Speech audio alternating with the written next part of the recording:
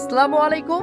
আমি মোবাশ্বের সাইকেল চালাতে চালাতে বাংলাদেশের দিনাজপুরের বিরলে একটা চমৎকার মসজিদের সন্ধান পেলাম। আমার সামনের দারুণ কারুকার্যময় অত্যন্ত চমৎকার এই মসজিদের নাম হচ্ছে মেহেরাবিয়া জামে মসজিদ। এই মসজিদটির প্রতিষ্ঠাকাল 1880 খ্রিস্টাব্দ এবং প্রতিষ্ঠা করেন জমিদার মেহেরাব আলী চৌধুরী এবং তার পিতা ছিলেন মৃত মুয়াজ্জিম আলী চৌধুরী।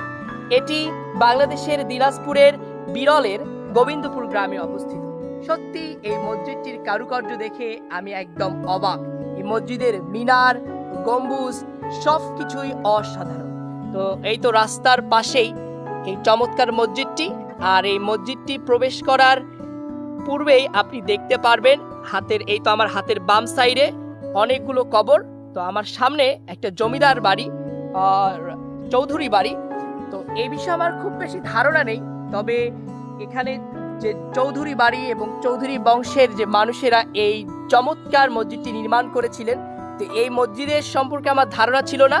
আর এই মসজিদটির আসলে মূলত সন্ধান পেয়েছি এই রাকিবের কাছ থেকে। প্রথম রাকিবেই আমাকে এই মসজিদের সন্ধান দেয়। তো এখানে অনেকগুলো কবর, সম্ভবত এই চৌধুরী বংশের সদস্যদের কবর এখানে।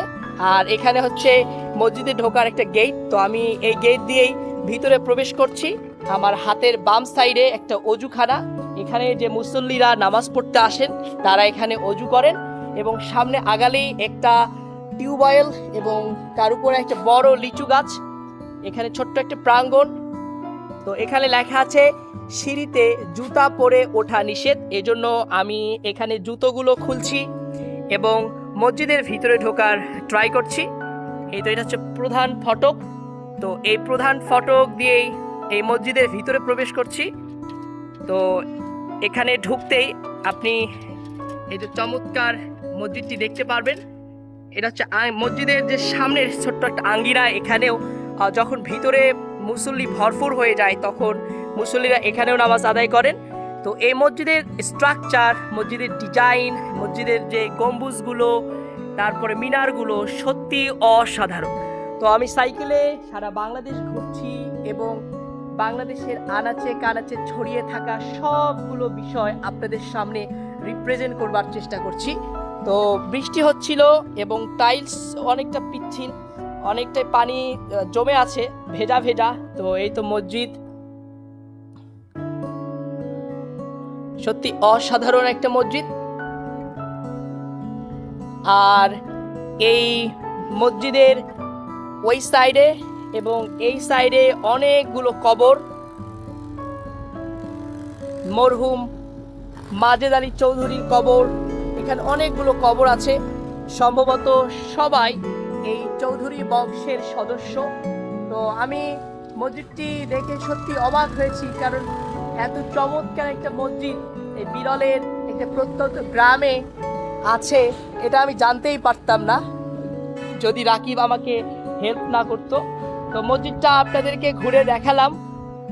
তো আপনারা যদি এই মসজিদটি সম্পর্কে আগে থেকেই জেনে থাকেন বা এর আশেপাশে আপনাদের বাড়ি হয়ে থাকে, অবশ্যই আমাকে কমেন্ট সেকশনে জানিয়ে দেবেন। আর এভাবে বাংলাদেশের কোথায় কি লুকিয়ে আছে সেগুলোর সন্ধান দেবেন, যাতে আমি এই জায়গাগুলো নিজের চোখে দেখতে পারি এবং বাংলাদেশের প্রতিটি কোনায় কোনায় পৌঁছাতে পারি। তো এই মসজিদটি সত্যি অসাধারণ, তবে এই মসজিদের ইতিহাস আমার জানা নেই। আমি জানি না এটার তথ্য গুগল কিংবা উইকিপিডিয়ায় পাওয়া যাবে কিনা। তো আপনারা যদি এই মসজিদের ইতিহাস সম্পর্কে জানেন, অবশ্যই আমাকে কমেন্ট সেকশনে জানিয়ে দেবেন বা আমাকে ইনবক্স করবেন, কারণ এই মসজিদটি সম্পর্কে আমি জানতে চাই। এই মসজিদটি যে কারা প্রতিষ্ঠা করলো এবং কোন উদ্দেশ্যে প্রতিষ্ঠা করলো এবং সব কিছুই আমি জানতে চাই। এই মসজিদটির নির্মাণ শৈলী আমার ভীষণ ভালো লেগেছে। তো মসজিদের সামন সাইডটা আপনাদেরকে দেখালাম, একটু পিছনের দিকে পিছনের অংশটাও দেখাতে চাই। এই তো মসজিদের পিছনের অংশটা আরো দারুণ, আরো চমৎকার, একদম রাজবাড়ির মতো অত্যন্ত দৃষ্টিনন্দন। এই মসজিদটি আমার একদম ভীষণ পছন্দ হয়েছে। আর মসজিদের পিছনে আছে অনেক বড় একটা তেঁতুল গাছ। এই তেঁতুল গাছের বয়সও অনেক হবে। তেঁতুল গাছের এই অনেক ফুল এসেছে, এই তো অনেক ফুল। একদম ফুলে ভরপুর। গাছ দেখে মনে হচ্ছে এই গাছটির বয়স অনেক। এই গাছটির বয়স কত এটা যদি আপনাদের জানা থাকে সেটাও আমাকে কমেন্ট সেকশনে জানিয়ে দেবেন। অত্যন্ত চমৎকার এই মসজিদের চারদিকে এখানকার চৌধুরী বাড়ির অনেক জিনিস ছড়িয়ে ছিটিয়ে আছে। এই মসজিদের সামনে একটা পুকুর, এখানে বিশাল বড় একটা তেঁতুল গাছ, সব মিলিয়ে এই জায়গাটায় আসতে পেরে আমি ভীষণ আনন্দিত, অনেক খুশি হয়েছি। তো এটা দুইটা ওয়াশরুম, অনেক পুরাতন দেখে বোঝা যাচ্ছে। সামনেই একটা আছে ইউনিয়ন পরিষদ এবং মাদ্রাসা, এবং এই মাদ্রাসার জায়গা জমিও নাকি এই চৌধুরী দান করেছিলেন। তো যাই হোক, আমি এই ব্যাপারে খুব বেশি একদম কিচ্ছু জানি না, শুধুমাত্র চোখের সামনে জিনিসটা দেখলাম আর আপনাদের সঙ্গে উপস্থাপন করলাম। তো যারা জানতে চান, যারা দেখতে চান, তারা চলে আসতে পারেন বাংলাদেশের দিনাজপুরের বিরলে। এই বিরলের গোবিন্দপুর গ্রামে এই চমৎকার মসজিদটির আপনারা সন্ধান পাবেন। তো সবাই ভালো থাকবেন, সুস্থ থাকবেন, আমার জন্য দোয়া করবেন যাতে নিরাপদে সারা বাংলাদেশ ভ্রমণ সম্পন্ন করে বিশ্ব ভ্রমণে বেরিয়ে পড়তে পারি। দেখা হবে পথে পথে, কথা হবে ইনশাআল্লাহ।